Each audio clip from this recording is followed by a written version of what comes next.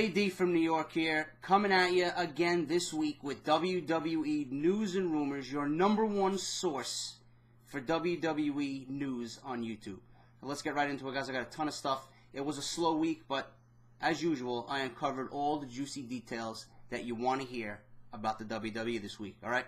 We'll start off with Michael McGillicuddy. Now, if you guys missed Monday Night Raw, click on the link in the description down below. Watch my review of Monday Night Raw. Watch my thoughts on Joe Hennig, a.k.a. Curtis Axel, a.k.a. Michael McGillicuddy.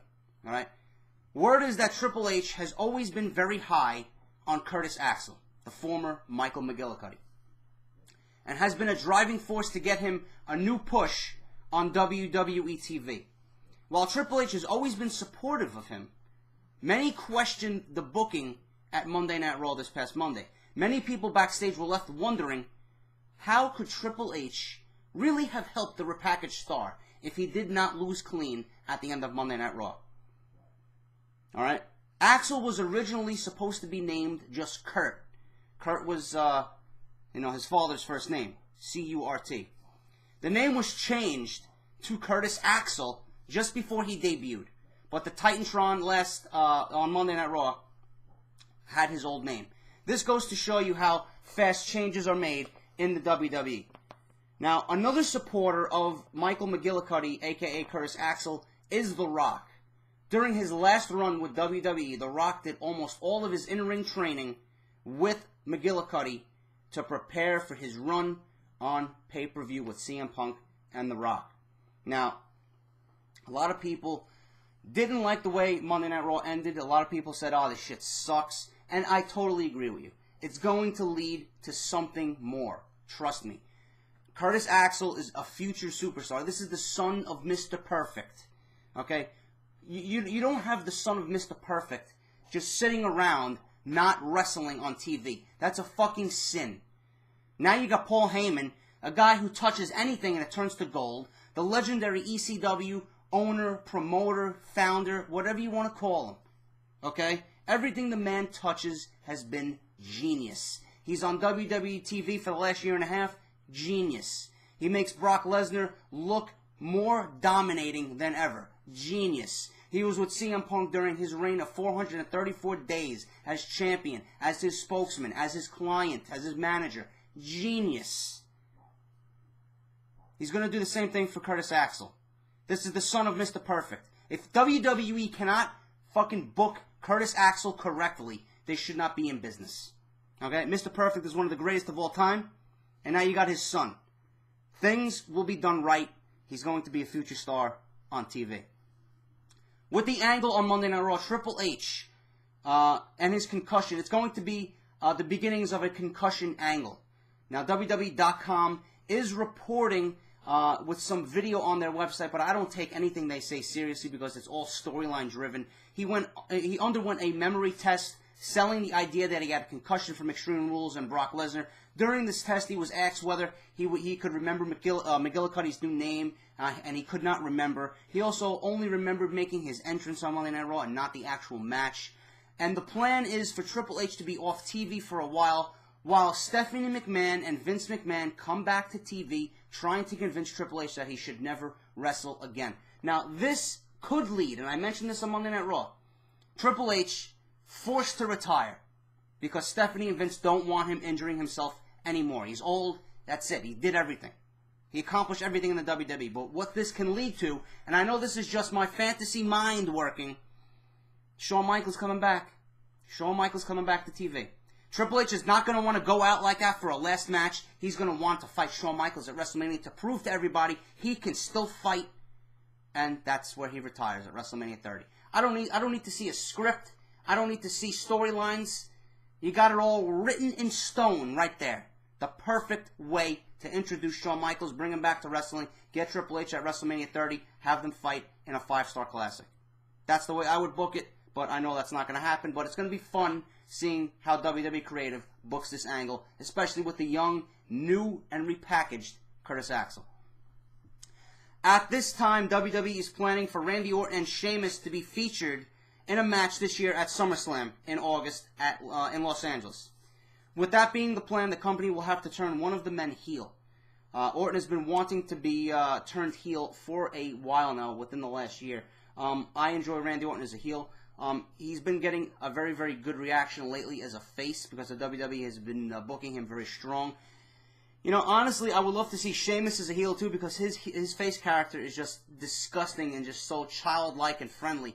Listen, he's from Ireland. He just beats the shit out of people. That's what they have to have him do. No more corny jokes. No more bullshit. But Randy Orton turning heel could be very good for his career going forward. It could be very good for his character. He works better as a heel. It may even lead to a world title feud somewhere down the line and a world title reign again. So we have to find out and see what happens. But that is the rumor right now for SummerSlam. Randy Orton versus Sheamus with Randy Orton as the heel in that match. The latest on Brock Lesnar's opponent for WrestleMania 30, all right, The Rock was originally planned to be his opponent. All right, but with The Rock being banged up and uncertain regarding his future, the WWE is working on Plan B, which is The Undertaker. Now, this is not confirmed. It's not confirmed that The Rock will be back to work WrestleMania 30, and he's not ruled it out either. Vince McMahon feels that The Rock will be feeling a lot better come the fall, and he will agree to work with Brock Lesnar, which means The Undertaker will probably fight John Cena, like I've been saying should happen. I do want to see Lesnar versus The Undertaker. If The Rock doesn't come back, that's an incredible Plan B. That's an incredible Plan B. But what I would rather see right now is John Cena versus The Undertaker, because that one match alone will sell that pay-per-view bigger than any WrestleMania in the history of WrestleMania. Believe me. Undertaker versus John Cena. You got the Super Cena versus the unstoppable force of WrestleMania. You don't know what's going to happen. The uncertainty of that match pretty much sells that pay-per-view. Easy. Make it happen. Several people who attended the SmackDown tapings in Omaha, Nebraska reported that Roman Reigns appeared to have hurt his ankle during a six-man tag match against Randy Orton, Sheamus, and Kofi Kingston. The spot happened when Reigns was on the ring apron with Orton. Reigns he was seen limping around the ring during the end of the match, and he was helped to the back by the referee after the finish. The Shield suffered a post-show beatdown by the faces, but only Dean Ambrose and Seth Rollins were involved. Now, that's probably airing right now on SmackDown. It's 8:25 here in New York City, so that should probably happen later on towards the 10 o'clock hour on SmackDown tonight. Following fans constantly asking when he will be returning to WWE, CM Punk, this is funny, posted the following on Twitter. "I am exactly where I belong. No desire to be anywhere else. Hashtag thank you very much." Punk is currently taking a leave of absence from the company, partly to heal up from injuries and also because it has been said that he is burnt out from the road. He is expected to be back before WWE SummerSlam in August. Now, Punk is missed on TV. You can see the show is lacking or slacking without CM Punk, but the man deserves his rest. The man is burnt out. He gave you 434 days as WWE Champion. Let the guy heal up. Don't ask him when he's coming back. He will be back. He is the number one priority, or should be the number one priority, in WWE in 2013. Hands down. Monday Night Raw's rating did a 2.96, which is rounded up to a 3.0 cable rating, with 4.23 million viewers. Those numbers were up 1% in the rating, but 5% in the viewership from last week.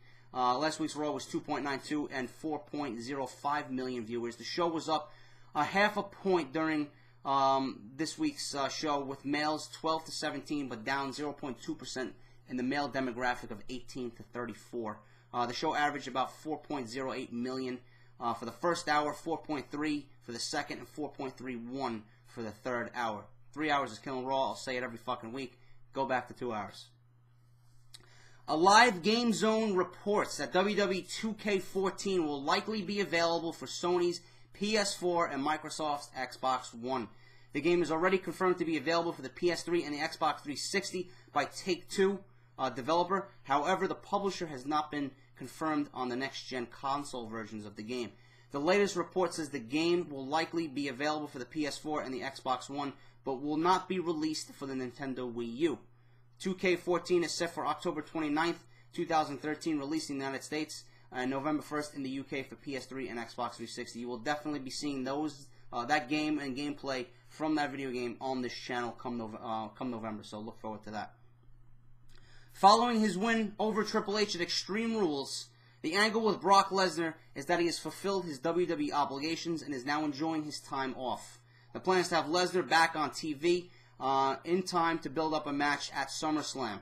Some people in the know within WWE are strongly speculating that WWE goes out and makes CM Punk versus Brock Lesnar happen at SummerSlam, with CM Punk being a babyface, with the idea of Paul Heyman turning his back on Punk. I'm going to be completely and flat out honest with you. I do not want to see this match. Reason being is because CM Punk needs to come back as a heel.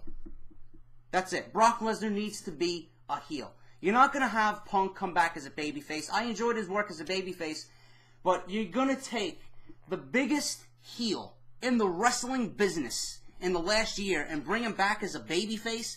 I'm pretty sure Punk wants to work as a heel. His heel work was bar none better than anyone in the industry for years. Years prior, nobody has touched Punk's work as a heel. You're going to bring him back as a babyface and ruin his aura, his enigma? You're not going to do that. Why would you do that? Who wants to see CM Punk versus Brock Lesnar? I don't even think the two would work well together in a ring. Even though Punk is great in the ring, and as is Lesnar, but the two mixing, no. I want Paul Heyman to represent the best the WWE has to offer. You got Brock Lesnar, Curtis Axel, and CM Punk. Bring back Rob Van Dam, you got a nice stable set up there. I don't want to see it. I hope it doesn't happen. I'm sure they can figure out something else better for Brock Lesnar at SummerSlam, as well as CM Punk. But that is the news and rumors, guys. I hope you enjoyed this week's episode. Like I said, it was a very slow week. Not much to report, but some of the news that was reported this week was very informative about the whole week that WWE had with Curtis Axel, and then obviously CM Punk and Brock Lesnar. Rumored WrestleMania 30. We're getting, the rumors coming out slowly but surely about WrestleMania 30. And this whole concussion angle with Triple H is going to play out in the following weeks leading up to leading up to SummerSlam, rather. So we have to see how that plays out. It should be entertaining to watch. Hopefully the WWE doesn't fuck it up and go the wrong direction with this angle. But that's news and rumors, guys. Hit that subscribe button if you have not subscribed already. Hit that like button. Let's try to get this one to 100 likes if you enjoyed this news and rumors. I'm out, guys. I will be back on Tuesday as usual with your Monday Night Raw review. Take care, guys, and I'll talk to you all soon. Peace.